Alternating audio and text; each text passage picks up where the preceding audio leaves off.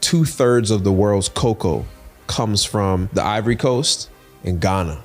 2/3. So all your beautiful French, London chocolate and blah, blah, blah, and the German chocolate or Ghana. French chocolate, that joint come from all come Ghana. from the motherland. They got into a spiff. They got into an argument. Oh, they beefing. They beefing, right? Let's go. They in that beef. The European Union is in a big spiff right now because they don't know where they gonna get their chocolate from.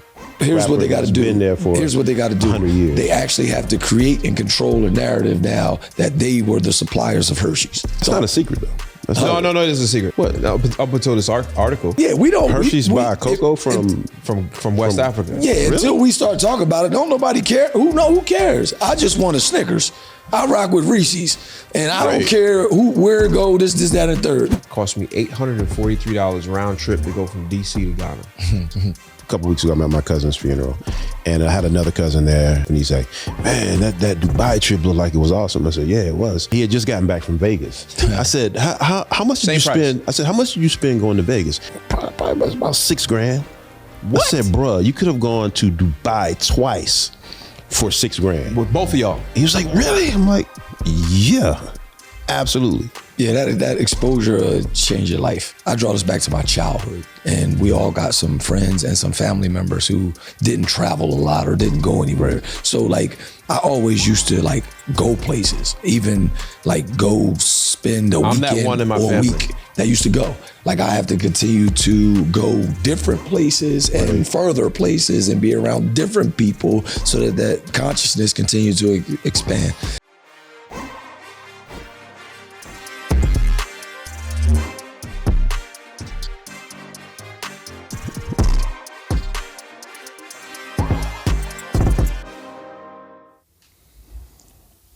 I almost fell asleep, yo.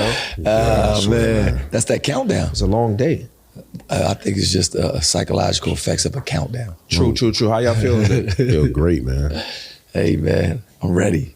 What's been in the news lately? Oh, man. You mean outside of Ye and Kyrie? Outside of those two, I'm sick and tired of hearing about that joint. Man, EA gonna kill us. Y'all start talking about Ye and Kyrie. Outside of them, let's see what's been. I don't. It's kind of hard for me. I don't consume news. Yo, there's this. I don't know if y'all know. Y'all know I've been to Ghana and I invested into a business over there. There is all right. First of all, some facts. Mm-hmm. I think about 2/3 of the world's cocoa comes from the Ivory Coast and Ghana. 2/3. Right, the raw material itself, right? And so the biggest purchaser of those raw materials of that cocoa, which is chocolate, is the European people in the countries in the European Union. So all your beautiful French, London type chocolate and blah blah blah, and like all these fancy. It's supposed to be exotic. It's how to be like the German chocolate or French chocolate. That joint come from all come Ghana. from the motherland. So I'm not 100% sure, but they got into a spiff. They got into an argument. Oh, they beefing. They beefing, right? Let's go. And this has been going on since when I was over there last year. Is that now the government is like, you know what? We're not even going to sell you our cocoa no more. And the Europeans just sit back and laugh like, how you going to do that? You don't have the processes and the means to process the cocoa in this fine chocolate. And so they were like, yeah, you don't think so? Mm. And so they get into an argument, and from what I know from being over there, the president of Ghana is very progressive. He's trying to get away from the Western impact of this country, trying to be independent because it is a very resourceful and mineral rich and all types of things rich. Mm-hmm. And they in that beef, and the European Union is in a big spiff right now because they don't know where they're gonna get their chocolate from. So the chocolate industry, what most people don't know, is around $100 billion industry. Sheesh. From those two countries. Yeah, from the 2/3. From the 2/3. Yeah. And so you're talking about a lot of GDP comes out of chocolate for them. Mm-hmm. And now Ghana in itself is now like, going out and hiring the best food scientists from the European Union and other places to be able to start producing their own chocolate. So now this beautiful French chocolate, German chocolate, whatever, I don't know who has the best chocolate. I'm not into it like that. Sound like Ghana does. Yeah. You know what I mean? With that idea of realizing that the raw material is there, the raw talent. Yeah. This is very similar to kind of some of the stuff we talked about, is pulling your talents internal and making it, right? So I'll give you my equational thing to here in America, right? Okay. Like, we know we make up 85, 90% of the NBA, but it's not a black-owned league or a minority-owned league. And so Ghana is the best, creates 2/3, 80% of the chocolate, right. of the raw cocoa, the raw talent. And they're like, yo, we just gonna create our own league. And so that's where I draw a parallel to, is that they finally fed up with it. Yeah. That's dope. I think it's super dope. I think literally the plug don't lose. Like, here you go, you got a distro making demands to the plug, like the plug can't get no distribution. The way we talk about it now is like, all right, well, we just gonna cut the distro out and go direct to consumer. Like, this ain't hard. Them people about to lose out on, they about to be done. Once they product can't move off the little bit of product they got left in their factories and stuff like that, it's gonna be gone soon. Yeah. They're gonna have to come back to the table and talk nice. And if they don't, then, or if Ghana is gonna reposition themselves to manufacture it already, they might as well go ahead and figure out where they're gonna get some more work from, because this is a wrap. Period. Just think about how much more jobs and money and resources is going to create in Ghana for the people. Like, if another factory goes up to have to manufacture it now, then that means more people are going to have more jobs, just in a different part now. They just won't be in the field. Now they'll be in the factory too. Like, that solves a bunch of problems right there. Don't it? Or, I mean, at least it gives, I know jobs always solve a bunch of problems. Yeah. I'm thinking about it from a company perspective, right? So if I had a chocolate company, like Hershey's is the largest chocolate company in the world. Is it Hershey's or Nestle? I think it's Hershey's. Okay. They get their cocoa from the Ivory Coast in Ghana. So what happens to them if Ghana and the Ivory Coast says, I'm gonna make my own chocolate bars? Or can they make their own? You know what I'm saying? Can they replace some of these well-known household brands, and at what cost? Well, I know they don't have to charge as much for it. Facts. Just because of the whole transportation of the cocoa and the regulations of the cocoa, they should be able to pay the farmers more and produce the chocolate for less in-house. Yep. For less. And the price could be less too. But they don't got to change the price. It's already a market, and there's a market value for it. They don't got to change the price. Now they make 100 times the amount they was making when they was just selling kilos. So they gonna stop selling the Hershey's? Why not? No, I'm just throwing that out. Stop selling the Hershey's. And well, if they can how are you going to market, get your Hershey's candy bar with the one that has the little sections, the little rectangular sections that has the brown chocolate? Well, Hershey's. Here's what they got to do. Been there for here's what they got to do. 100 years. They actually have to create and control a narrative now that they were the suppliers of Hershey's. They literally have to. That's not a secret though. No, it is a secret. What? Up until this article, that. Yeah, we don't. Hershey's buy cocoa from West Africa. Yeah, really? Until we start talking about it, don't nobody care. Who cares? I just want a Snickers. I rock with Reese's, and I don't care where it go. This, that, and third. Now, but think about the more expensive chocolates, right? What's the chocolates that's in the little Godiva and all that stuff? Yeah. Where's that from? Where's that from? I mean, it's like French or something, don't it? Yeah, but now we know it's from Ghana. It was in San Francisco, but it's not. we know now. Yeah. But yeah, I was just thinking, I feel from you. the business standpoint, like Hershey's chocolate, that's a brand, right? That's a major brand. It's a major brand. What's going to happen? We buy into. What would happen to that brand if, Ghana and the Ivory Coast said, I'm not going to sell you cocoa? anymore? And do they take that risk? Because now they have to figure out, not that it's impossible, but they have to figure out how to manufacture and distribute the end product, the finished product. Yep. So let me give you the cause and the effect of this, or the effect of this. So Ghana is a fairly new developing nation in the sense of what it's trying to become, a world power or compete with the other worlds. Is that so? Most people don't understand that there's this World Bank that loans money to developing countries and countries, period. And depending on the risks that they see lending this money, the interest rate that they loan this money is the basis of what the charge of this money. And so because you lend money from this country, they also can affect your credit. Countries have credits, credit ratings. Yep. And if you don't play ball with them, they will, one, raise your interest rates. They will, two, raise your interest rates through devaluing your credit, essentially making your dollar or your money useless. Right. That's what they've done to Ghana. So the inflation in Ghana now is crazy. What is this, like in the 20s? 22 or 24%. It's crazy. 20 something percent. So there's this effect of how long can Ghana hold out of not selling this cocoa, because now the European Union is also devaluing your money, making it hard for your citizens to trade other things now because your dollar, your coin is worth less. Right. Hey, EA, if you can find out what, like the top 5 exports that Ghana has. What are they exporting outside of cocoa? Also, fact check, EA let us know that Mars is the largest chocolate maker in the world. And they had sales of, $18 billion. So same difference.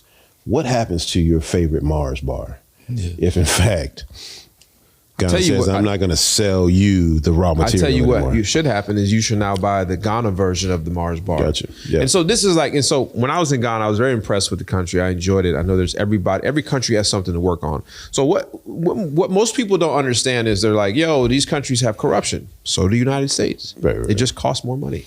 I don't think there's a lot in Ghana. I think that's Nigeria, right? No, there's corruption in every country. Right, but it's not like they're not known for it in Ghana. No, I'm not talking about at the highest levels, but there's corruption in every country. Like if you want to, there's corruption in the United States. If you want to, if you want to be involved in corruption in the United States, it's going to cost you more money. Okay.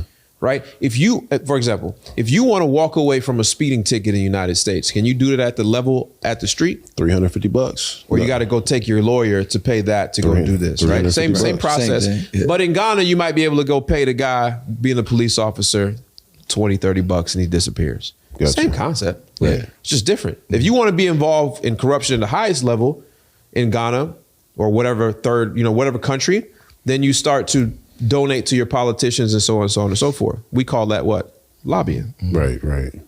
It's all the same. It's just that we live in it, so we think it's normal. And then when we hear about theirs, we think it's foreign. Mm-hmm. They're just more blatant with it. Mm-hmm. Right. You go to Jamaica and you want to get out of a ticket on the road, a few dollars. Gotcha. Yeah. So cocoa, in some form or fashion, is 2 out of the 5 top exports out of Ghana. So this is a big deal for Ghana. This is a big deal because that's a lot of revenue for the country. Mm-hmm. I think it's a bigger deal though for them. I understand their position 100%, but I think it's a bigger deal for them to go try to become actual producers of the chocolate. I think that's a long runway. And they need to be very strategic if they go do that.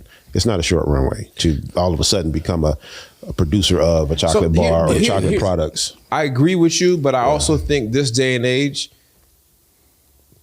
it's not that hard. Yeah, it ain't. For example, they hire these food scientists. Mm-hmm. How hard is it to process? I guarantee you these farmers already know. No, the development of the product, but think about and we haven't done this, but if we spent the time to look at a Mars distribution system, right? How many plants do they have all over the world? How many plants does Hershey's have all over the world? Like duplicating that effort, because you still have to provide to the consumer, you know, even if it's Ghana chocolate XYZ, you still have to, you know, get that to the consumer. Yeah. And that whole logistics piece, I think, is whole infrastructure. That's all viable. It's still, because you got to figure, all right, you got your trucking joint going on, right? Your logistics, you got that going on, right? Yeah. And you're not trying to be JB Hunt overnight. Correct. But you actually see the profits, the margins, you see all the stuff that could actually happen, right. And you're starting where you are to make that happen, and you're going to get to where you need to get to, and you're going to make that happen. I just think it's the same thing we just talked about with what you got going on. I mean, we all do the same thing. Yeah. So think about the marginal increase that could actually happen. So we used to take if I sold kilos, right? Let's just sell kilos. They were selling kilos of cocoa. They're selling cocoa. Yeah. I was selling cocaine, right? Same. All right. You're only making pennies on the same thing. It's just a kilo. You're making pennies on $1, right? For the actual one whole kilo, right? But when we break the kilo down, we actually make thousands and thousands and thousands more by breaking it down. Right. So now I could take my time with this one thing and make more money than I make on a whole shipment selling it to other distributors. So they could literally take one joint, break this down, right? Make 10, 15, 20, 100 times the money, right? And don't have to move it as fast as everybody else, because everybody else only wants to make 5 cents. Right. And they want to move it so fast that their 5 cents add up. So I'm doing the same thing with this right here. And they're like, well, you can't get people to switch from Celsius or Bang or such and such. And they're in stores all over, and they got trucks that deliver, and they're on Amazon and stuff like that. And I'm literally going and walking in stores and knocking on the door, right? And then boom, once I get 100 stores, people are like, we'll give you such and such millions right now. And we like, right now? We like, no, not right now.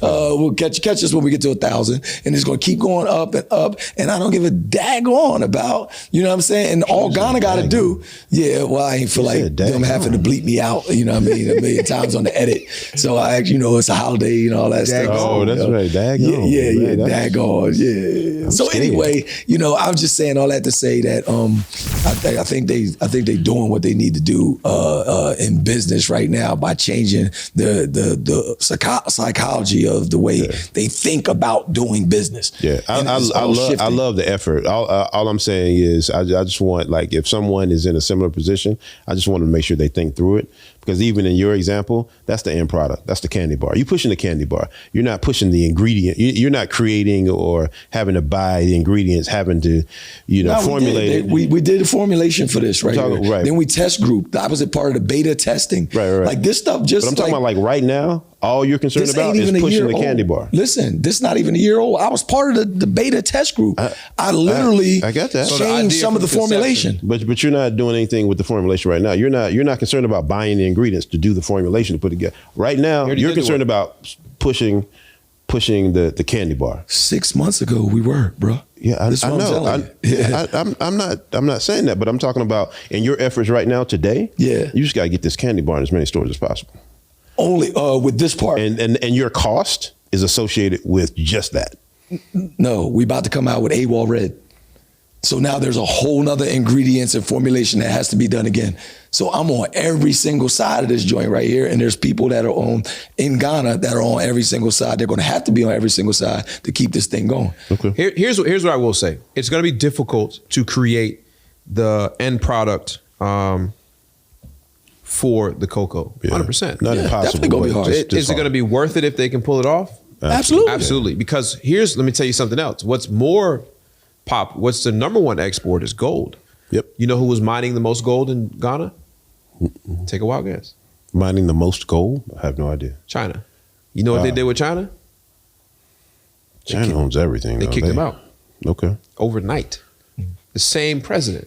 Gotcha. Because they were polluting the water source and not caring about the environment, and they literally seized all their equipment. I drove past the lot where they have miles of their equipment that they just seized and say, get out of here. Gotcha.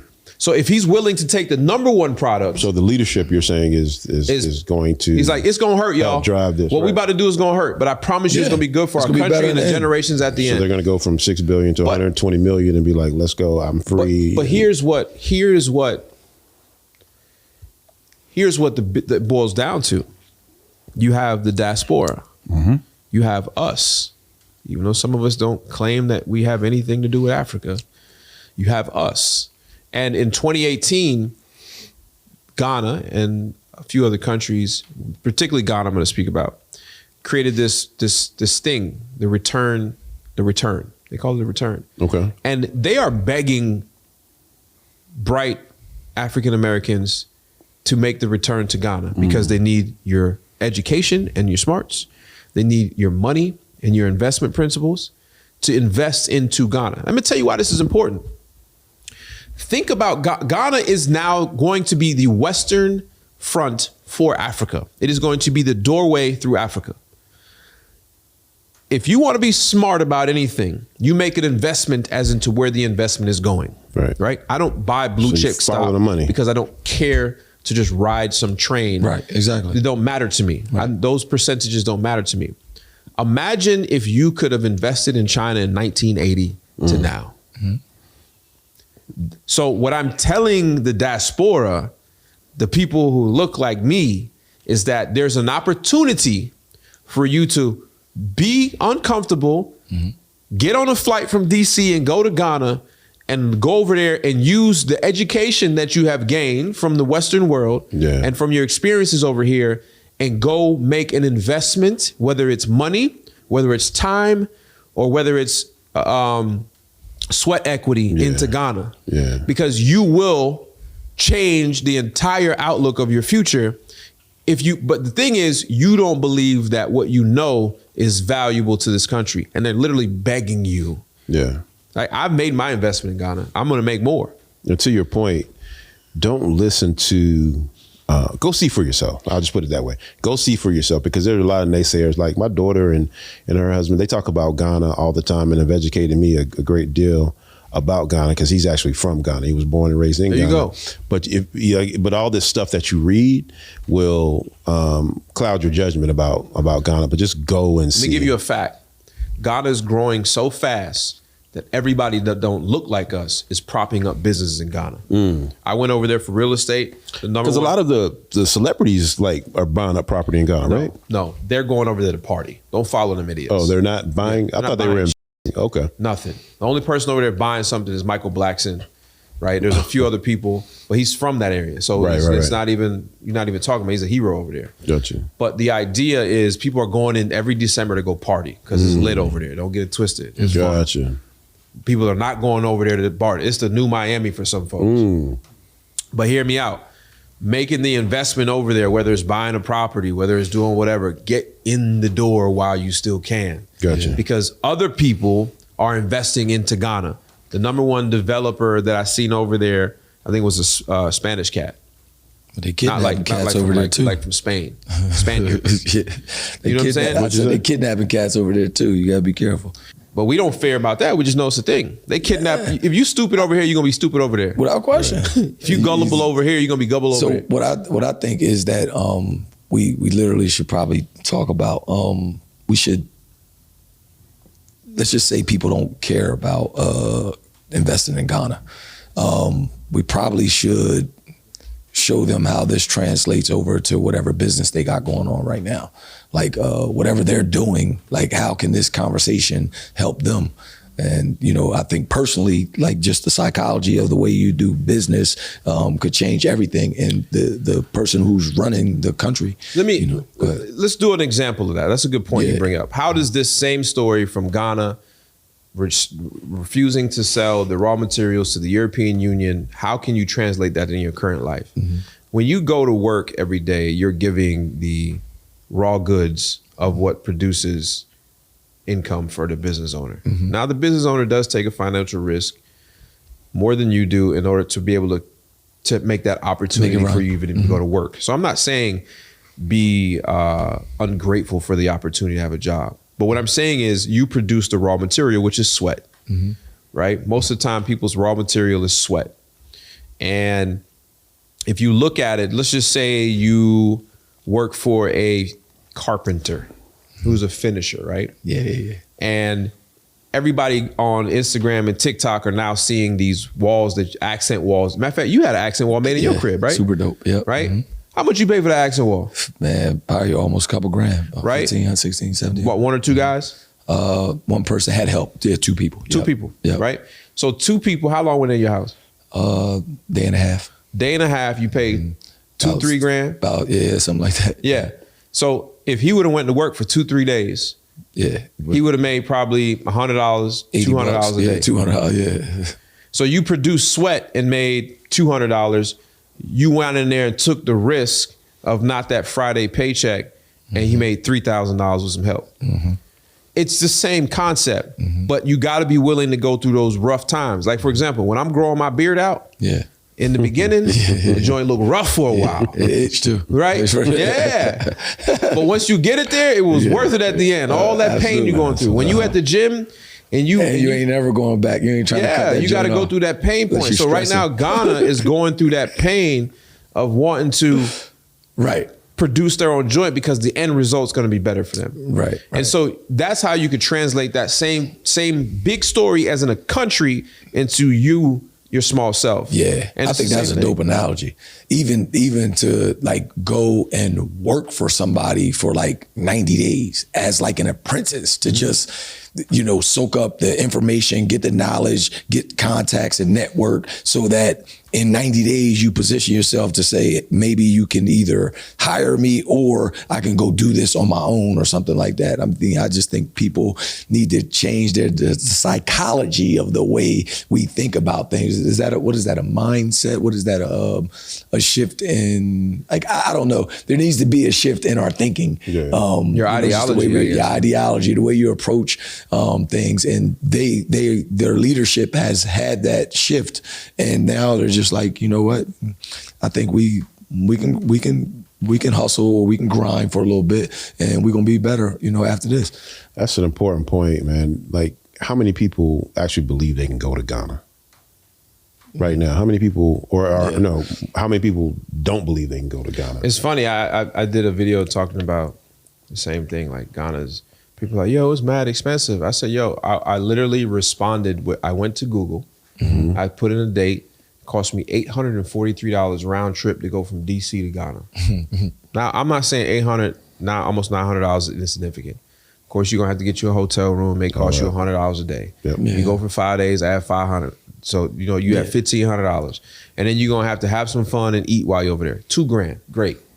Now go in your closet, go look under your bed, and tell me where you can find $2,000 worth of stuff you didn't need to buy in order to go have this experience that might change your life. Yeah, I think we all can look around the house. I'm gonna tell you and something. be When I was rich. in Ghana, the people who have that idea that they're not afraid to travel, because I went to Ghana during the middle of the pandemic, right?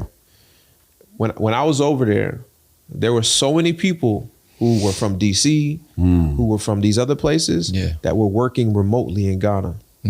They were living there. They were collecting their American money, but in Ghana living a life. Wow. And so when you start, I would say just, listen, I'm not telling you everybody can afford it right now. I don't care if it take you all year or 2 years to save up the money. I think most of the people listening to this podcast Most people right can. now, We know they can, but I don't even want to say it because they're gonna have some dumb rebuttal. Take 2 years to save $2,000. Man, even the people that travel right now, right? Yeah, So I'm at a couple weeks ago, I'm at my cousin's funeral, and I had another cousin there, and he follows me on IG and stuff, and he's like, man, that Dubai trip looked like it was awesome. I said, yeah, it was. He said, man, I can't, man, one day. And he had just gotten back from Vegas. I said, how much did you spend? I said, how much did you spend going to Vegas? Me and my lady, and we flew, and he ran down all the expenses, and he said, probably about $6 grand. What? I said, bruh, you could have gone to Dubai twice for $6 grand. With both of y'all. Yeah. And so it was just a thing. He was like, really? I'm like, yeah, Absolutely. And so it was the thing that this is somebody that can afford to travel, but didn't believe he could go to Dubai. You know what news he watched and listened to? What's that? Nigga news. And that's because he didn't take the time to research it himself. Yeah. Right? And like a sick, because I just, like, I'm going to Dubai a few days. Yeah, but it's so... I just bought my videographer a upgraded seat with leg room for $1,200 round trip. Yeah. So it's, if it's not popular, they don't have a desire to go there. So that's the part that's the gap right there. Yeah. That, like, people are used to going to, Jamaica or Puerto Rico or Miami, all those different spots. So because that was me at one time. That was me at one time. And so I was in when I had the mental health agencies. One of our partners, we had to do a strategic planning meeting, and one of our partners said, "Hey, let's go to Puerto Rico and have this meeting." I was like, "What's wrong with Greensboro? What's wrong with Atlanta?" So we went to Puerto Rico. That's the first time I've ever been to Puerto Rico. Had a blast. Not only to have a blast, but we're meeting in a room where we can look out at the ocean all day long. And from that point on, and I blame them all the time that you're the reason why I travel now, because I was there. It was like. Why leave North Carolina? Why leave the United States? And I'm telling you, man. Well, we talk about all the time that exposure. That exposure does a lot for our psychology, right? The way we think and the way we develop and what we see. Yeah. So I had perspective. I went on Groupon, right? And I plugged in Dubai, 6, 7, or 9 day Dubai vacation with airfare. What does it say? From 2 guests, buy 1 voucher, $7.99 a piece.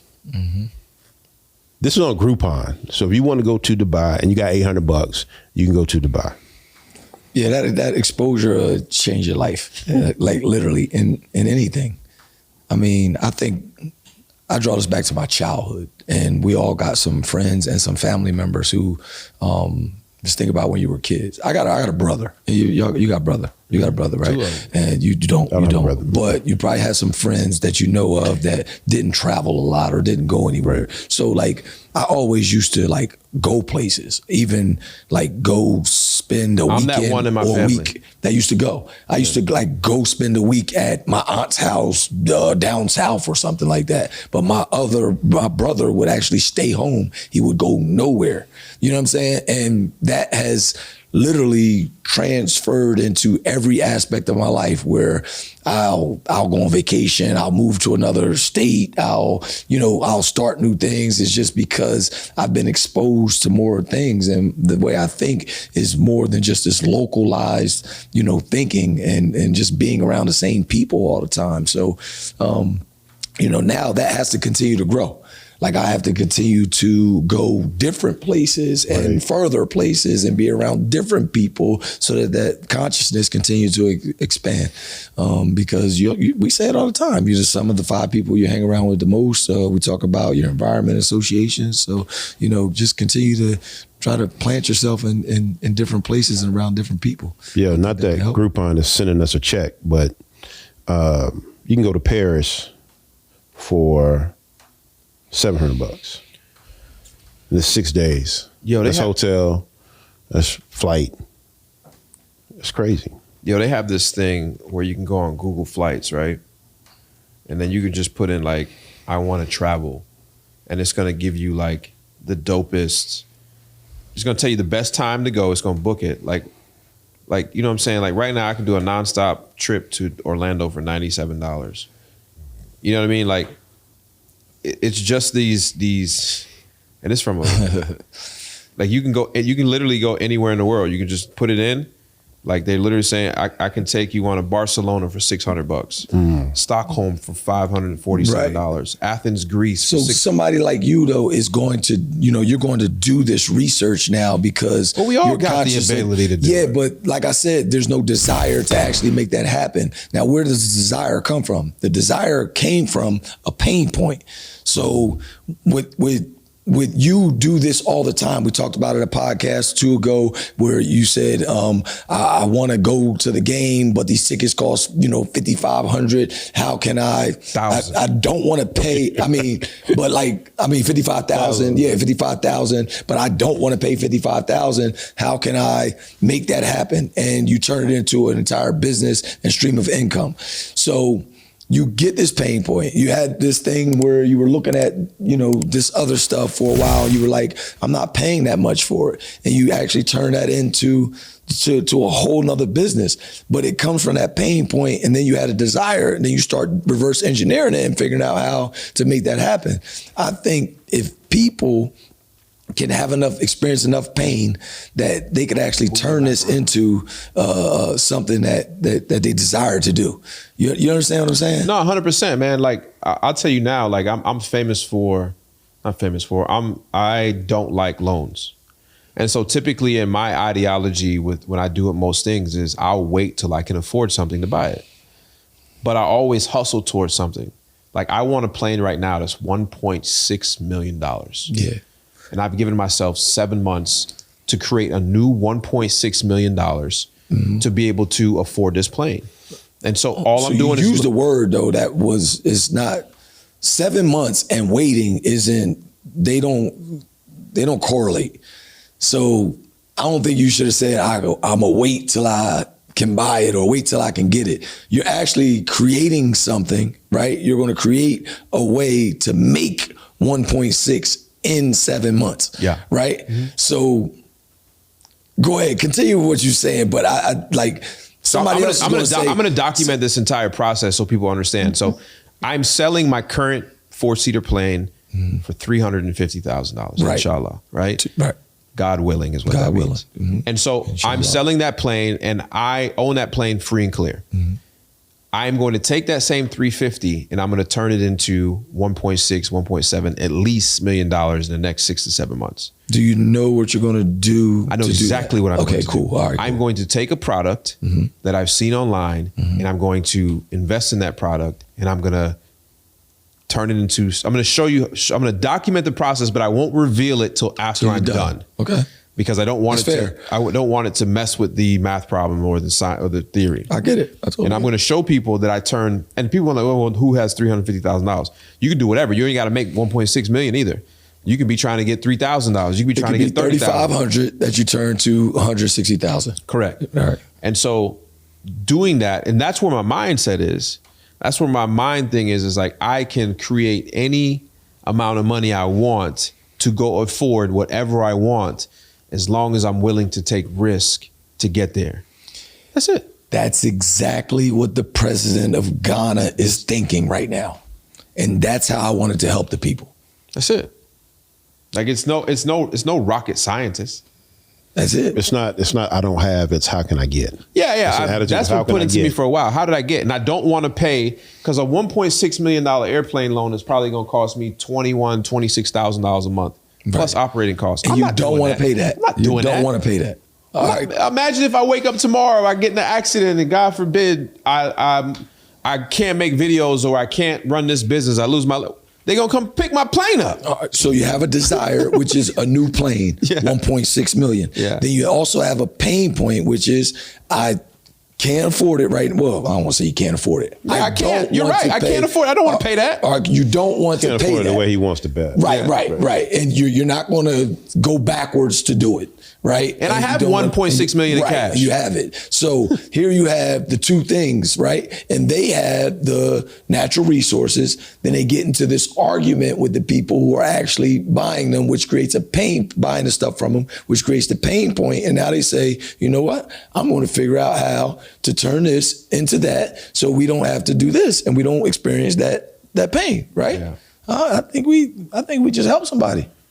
Because my idea is hoping that I can take advantage in 6 or 7 months. I think the economy is going to be a little different. Mm-hmm. I hope to take advantage of an opportunity that presents itself for somebody else that did take that $1.6 million loan out to buy their plane, which they now have to fire sell it to me for 1.2, 1.3 maybe. Yeah. That's where my mind is going. If not, I'll go buy it retail. Right. You're talking a key ingredient to that formula is delayed gratification. 100%. Absolutely. That a lot of people, including me at a certain point in my life, I will wait forever now. Me too. I will until I get the outcome that I'm looking for. I will wait forever. I'll wait on a product that is like $1,000 that I know shouldn't cost $1,000. I would literally debate that joint for a year to try to find an alternative to it before I jump into it. Absolutely. And it ain't the $1,000; it's the principle that I know that the thing ain't worth $1,000. Yeah. Or what you can do is you can create that dopamine in other different areas to where the one that you really want the dopamine to come from, where that one that's you think is super big. If you get a whole bunch of little small things around you that gives you that dopamine, then you can wait on the other one. So, I mean, it's pretty dope once you understand what the heck is going on in your brain, in your body, in your life. So that manifestation, right? Our crackpot producer wants to know if delayed gratification is a privilege versus, a practice. Is it a privilege versus a practice?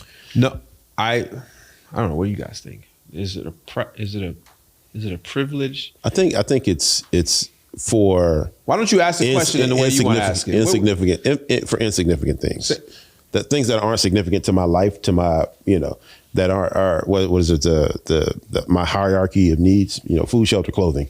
I probably don't have a whole lot of delayed gratification is necessary or isn't necessary if I need food, shelter, and clothing.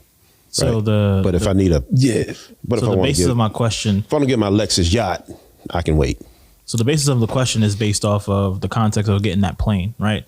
So some people may say like Max, even though Max can, potentially afford it a lot quicker, like, isn't it a privilege of him kind of being able to say like, hey, like I'm going to wait the 6 to 7 months? Like, what would you say for someone who would question that about you? I don't think for Max, it's not a privilege to wait to get your plane, because especially if you can go buy the plane right now, or you can buy it in a different manner. I don't think it's a privilege. I think it's a decision to delay the gratification. Now, but in other areas, like things that I must have, like food, shelter, clothing, it's certainly not a privilege. It's like I gotta have it. Where would a scenario of delayed gratification for those three things even be necessary? Yeah, those are the basic needs for survival. Facts, but I mean, somebody may say, well, and then there's levels to everything, right? So my shelter could be. There you go. Right. So you and your wife want a brand new house over here that's $250,000, but you're living in this other house that only costs you $500 a month. It's way smaller. You got to share a bathroom with your kid. This whole nine. Do you go get it even though you really shouldn't, or do you wait to get the one because you afford it? So I don't care in what scenario this is. Mine just goes from one plane to a bigger plane. Okay, maybe you don't need a plane. Maybe this is not your thing. You can go from the car I have right now, this 97 Honda Accord. Takes me from A to B very good, but I like this new Nissan Maxima that just dropped. Technically, they'll give me the loan, but should I go get it because I need a delayed gratification? You know what? I'm going to wait till I get my promotion. I'm going to wait till I get my side hustle up and running. That's delayed gratification. I'm going to invest this money into something that can bring me money. It boils down to it's not a privilege. It's a ideology and a methodology of way you look at things. Because back to these other countries, visiting these other countries, you start to look at, do we do crazy shit or do they crazy stuff? So for example, if you want to buy a house or a condo in Ghana, right? Telling you from firsthand experience. If you want to buy something, it's in the development stage, you're going to put down 10, 20, probably 20%, 10, 20%, right? So you're locked in. That's your unit right there that they build in. You start making payments as the phases go along, and then you may be at 50, 60% by the time it's ready to move in. They're going to let you move in. Now you got 2 years to pay that joint off. If you don't pay it off, then they're going to take it back. So as a developer, I don't have the risk because it's cash. It's cash. But also the idea is you have to be able to afford this thing. So how does same with the car. If they walk into a car lot, because the interest rate basis is so high, they don't even make sense. They don't deal with the Western ideology. So if you want to go get an apartment, you have to pay 12 months of rent up front. So the point I was going to actually say was, if every time you do like delayed gratification, it's just self-control and self-discipline that you're cultivating.